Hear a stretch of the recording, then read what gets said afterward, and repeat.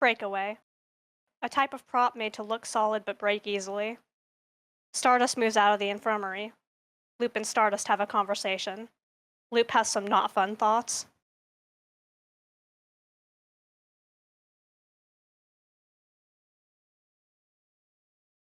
Belle starts to lead you back to the third floor, and you allow yourself to slip into a haze. You don't want to talk to her for a minute, and you don't want to think about anything. Sure, it's not good for you, probably, but a little bit is fine, surely. It's fine. You come back into awareness again at the door to the infirmary. Success! Belle didn't have to wake you up that time. She's looking at you with concern, but you blatantly ignore it, opening the door and walking in. The kid is dozing on the spare bed. The fighter is sitting next to Stardust. Stardust is in much the same position they were when you left them, and the researcher has reclaimed her chair in the corner, writing in her book, a pensive expression on her face. I'm back! You say cheerfully. It's not even entirely fake. You are glad to be back here, where it's marginally safer. Stardust looks up at you, smiling. Loop, They pause, looking you over. you cut your hair. He exclaims, eye wide. You blink, looking to the researcher. I thought you told them where I was. She hums. I told them you were fine. I thought you might like to surprise him a little. Well, you certainly don't mind it. You make a sound of acknowledgement, looking back to Stardust, who hasn't taken their eye off you. A grin slowly forms on your face. Take a picture. You say. It'll last longer. You're so glad that Stardust is extremely easy to fluster.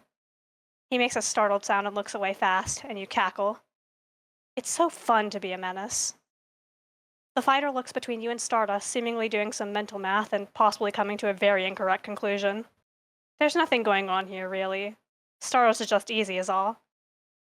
You don't correct him, though. You're feeling petty. Let him squirm a little, it's fine. Your hair looks good. The fighter says with a smile. Belle did a good job. You agree, nodding your head in her direction. She looks a little embarrassed with the attention, but mostly pleased. Aw, what? How come Mira gets a nickname? The fighter complains lightheartedly. Stardust tilts his head at you. You do your best to control your expression. Pleasant smile, pleasant smile. You'll get your nickname when you earn it, fighter. You reply with your best fake smile. Judging by Stardust's blatant grimace, you did not do very well. Stars. You don't want to see what face the fighter is making about it, so you go sit in your chosen seat instead. So, did I miss anything? The researcher hums. Nothing entertaining. She says. Boniface wrote a letter to their sister. Siffrin is healing as expected. He's well enough to move into a normal room, in fact, which we will be doing in a little while. Ah, they're probably happy about that. Excited to spend some alone time with your fighter, then? You tease. Stardust swats your shoulders slightly more viciously than normal. You do not look at the fighter.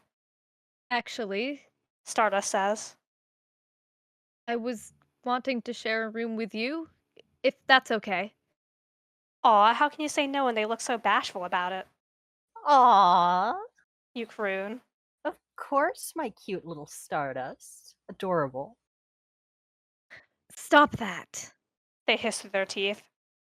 Oh, they sound maybe a little bit actually annoyed. Oops. You don't apologize, but you do tone it down to a more appropriate level. You continue to not look at the fighter. Nothing else really happens until it's time to move.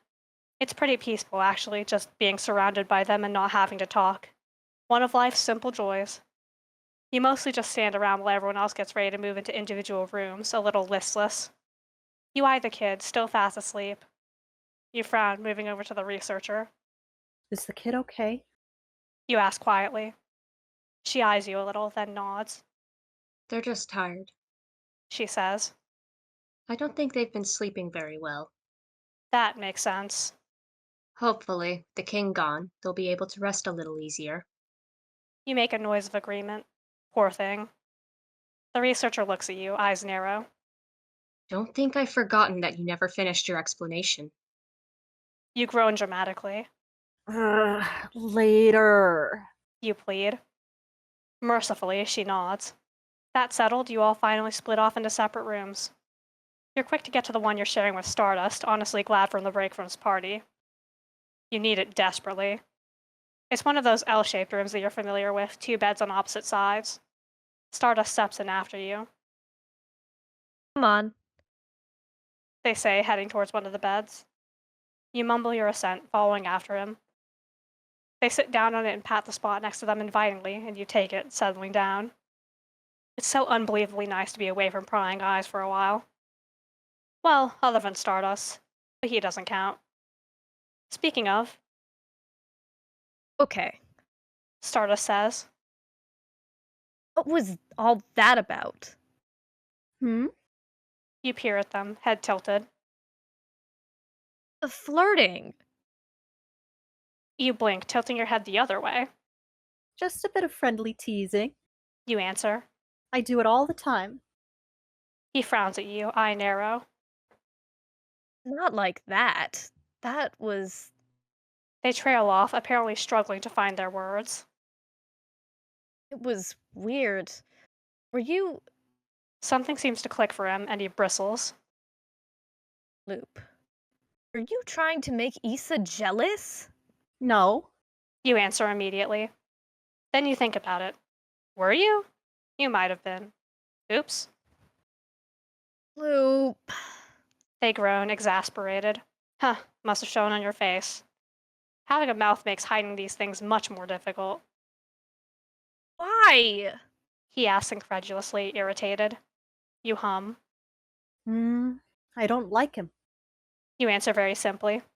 I didn't mean to make it obvious, though. I'll try to tone it down a little, just for you. Stardust presses their hands into their face, letting out a garbled noise of frustration. Loop. You haven't even given him a chance. Your expression shudders. And I won't. You reply, voice flat. I'll play nice with the rest of your actors. Don't call them that. Stardust snaps. You give them an unimpressed look. With the rest of your family, You correct bitterly. but not him. He's going to be traveling with us. You can't just ignore him the entire time. Says who? You ask cheerfully, grinning. I can, and I will. You can barely stand the sight of him most of the time. Loop, you. Have you ever considered You say slowly, icily. that I don't want to talk to the constant reminder of what was mine?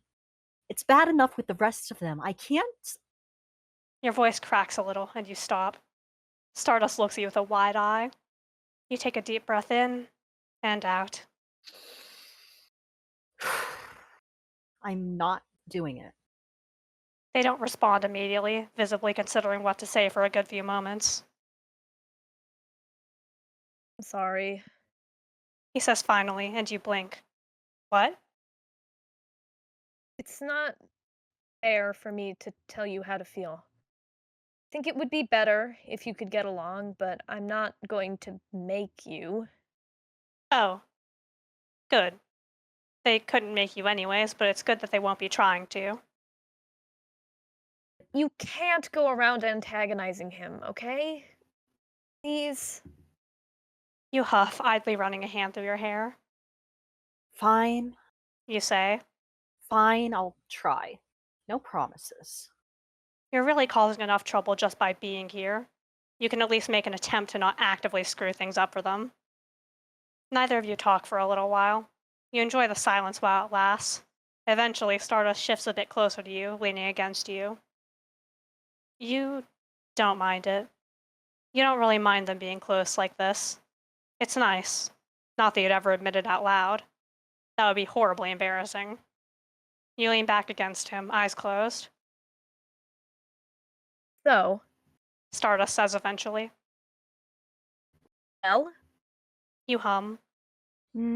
She requested that I stop calling her housemaiden. You say.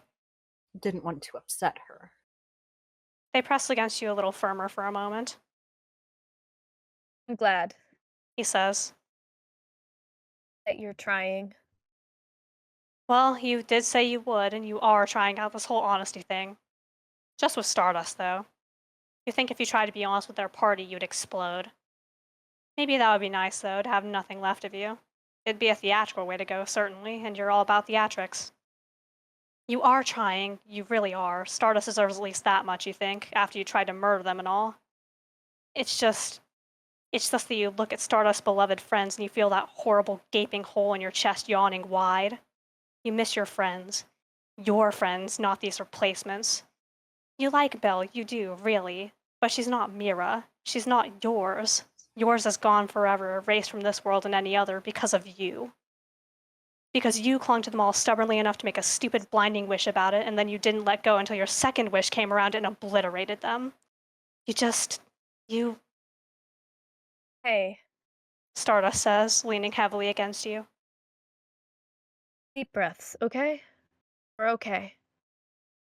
Easy for him to say, but you match his breathing anyways, because what else are you supposed to do? Once your breathing has evened out, they speak up again. You can talk to me They say softly. if you want to. Ugh, you don't want to. You just want all of your emotions gone, actually. If you could tear them all out and leave yourself empty, you would. But you did tell Stars to talk to his friends. You did do that. Maybe you should lead by example, a little. I miss my friends. You say simply. Even under the most basic terms, saying it aloud hurts. You dig your nails into your palms. I don't mind your party, but they aren't mine. Being around them is just a reminder. A reminder of what you lost, what you gave up on. Stardust pulls away from you, and embarrassingly enough, you immediately miss their warmth. Ugh. Then, though, they shuffle around until they're in front of you, looking at you so very sadly. You almost snap at him for it, but then he leans forward, wrapping his arms around you and squeezing you tight. I'm sorry. They say gently. Oh. Oh, Stars, you're crying. That's embarrassing. You're sure he knows because you're trembling fairly badly, but you still try to hide your face. You probably look gross. I miss them. You say, voice awful and shaky and broken. I know. Stardust soothes, rubbing circles into your back. I miss them, and I can never have them back. I know. They repeat, softer. It's not fair. You whine, choking on a sob. It's not fair. It's not. He agrees. And I'm sorry. You spend far too long there, crying in Stardust's arms. They don't let go of you, only shifting a little to get more comfortable at some point. You feel gross and hollow, but you think maybe the awful knot of misery in you has untangled just a little bit. Maybe that's a victory, Okay, enough. you say sternly. The effect is very much thrown off by how rough your voice sounds. They let go of you, sitting back. I'm going to. Don't look at me. You hiss, and he very quickly shuts his eyes, startled. You didn't mean to be that mean about it, actually. You just feel blinding gross, and you're pretty sure you look blinding gross, and it's embarrassing. I'm going to go wash my face. I'll be back in a minute. The bathroom connected to the room is about the same as Belle's, which is not a surprise. You avoid looking in the mirror to avoid how nasty you must look right now, instead just going straight to the sink to wash all the gunk off. You look up. Okay, you look sort of presentable now. You've still obviously been crying, but oh well. You towel your face dry with a sigh and you step back out. Alright, that's enough emotions for one night. You announce cheerfully, and Stardust sighs. I'm off to bed. Good night, dear Stardust. You start walking towards the other bed. Wait. Stardust interrupts, and you pause, turning back to them. He hesitates, face slowly darkening. They rub the blanket between their fingers. I slept better with you close. You squint at them. I'm not sleeping in a chair again. You tell him. It does numbers on the spine, you know. They grimace. No, I meant. He pauses, then silently scoots to one side of the bed, patting the other side. Oh, Stars, they're giving you such a hopeful look. Ugh. My Stardust, how forward. You tease a few beats too late. You missed your cue. You don't have to. He says slowly. If you don't want to, it's fine. No take backsies. You lilt. They snort at you incredulously. You go to shut the light off, then you head back to Stardust's bed. You idle for a moment. He pats it invitingly again, and you huff, mildly amused. I'm not a dog. You say. Then, before you can overthink it, you get into bed. It's a bit small for two, you think. Stardust chooses to curl on his side, facing you. They blink at you, eyes shining. You know your hair still glows in the dark a little? He asks. Ah, that makes more sense. Sorry. No, it's fine. It's not. I don't mind it. Don't apologize. You think they might mean that, which is wild. How are you doing with the, not being a star anymore? It's. You pause because you haven't really stopped to think about it, I look like myself. you say, which is kind of a mixed bag. Looking like yourself is good because it makes you feel more real, but it's also awful because it takes away that degree of separation that kept you sane throughout Stardust loops. Also, it's so much harder to fake expressions now that you have a mouth you're not used to hiding, so It's. new. you settle on vaguely. You look nice. Stardust says, and you snort. Narcissist. You reply, enunciating every syllable. It's not narcissism. You're not me, you're you. They jab you in the chest. You open your mouth, then close it. What can you say to that, actually? Argue that you are him? You don't want to do that. So you don't. Instead, you just huff, looking away. Night, Loop. He says. Good night, Stardust. You say. You lay there in the dark for a little while, staring up at the ceiling. You think you doze off for a while. When you wake up, you process that there's something warm against your side. You blink groggily, then take a look. Ah, Stardust has apparently decided to huddle against you like a cat. Mm. You mumble, rubbing an eye. Stardust, are you a cuddle bug? Since when? You ask with a grin. Then you realize that his eye is closed, expression perfectly peaceful. Oh, they must have just snuggled right up to you while they were asleep. That's fine. You feel regular about it. Actually, you feel almost mad about it. You tried to kill them less than 2 days ago.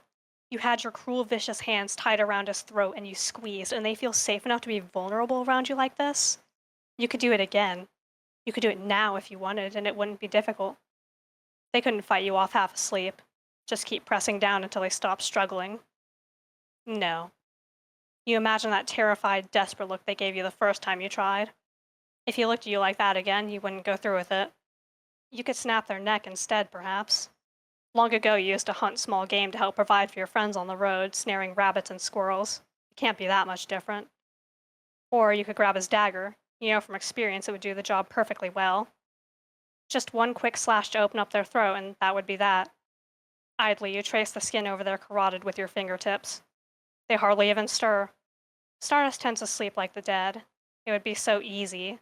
Just one cut. His knife would slice through his thin skin like butter. You could stab it through their chest and their soft heart. You could rip them open and crack their ribcage and splatter the room with his viscera. They make a sleepy sound, and you freeze as they shift a little, bonking their head into your shoulder and leaving it there. Stars, what's wrong with you? You take your hand away from their neck, breathing deeply. Okay, that was not normal of you. You don't think you want to hurt Stardust, and you have no idea why your mind is so fixated on it. You take deep breaths, eyes on Stardust's peaceful face until you finally stop thinking about tearing his organs out. Whew boy. Okay, so maybe you're more messed up than you thought. Huh. You don't want to hurt them. That's interesting. You weren't really planning on it, but wanting and planning are two different things. You're not entirely sure when you stopped actively wanting them dead, but apparently you did at some point. Stardust mumbles something sleepily, clinging close to you and cracking an eye open. Can hear you thinking. He mutters, almost offended. Sleep. You snort. He closes his eye again. Has anyone ever told you you're remarkably difficult to hate? You ask them. They just make a half-asleep, nonsensical noise. You're like a sad, wet cat. Impossible to kill. It'd feel unjust. Unsurprisingly, he doesn't respond, fast asleep against your side. Hesitantly, you move to wrap an arm around them. It's a little awkward. You haven't cuddled anyone in ever, really? This is rather novel for you. Good night, Stardust. You murmur to them. You drift off to sleep.